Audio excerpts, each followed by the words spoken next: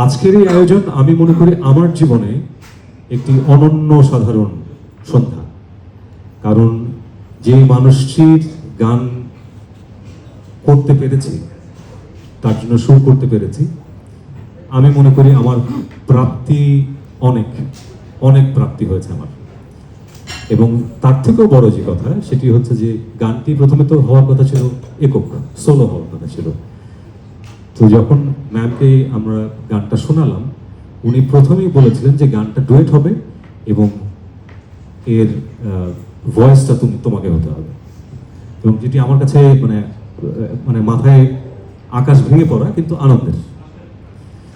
তো সেই প্রাপ্তি আমি মনে করি এটা আমার জন্য অনেক বড় একটি প্রাপ্তি আমার জীবনে, এবং আমার জীবনে আরেকটি অনন্য সাধারণ অভিজ্ঞতা। আমি আমরা রুনা আন্টি বলি। রুনা আন্টিকে আমার প্রণাম, আমার শ্রদ্ধা, এবং আমাকে এই সুযোগটি করে দেওয়ার জন্য অনেক অনেক কৃতজ্ঞতা। Thank you.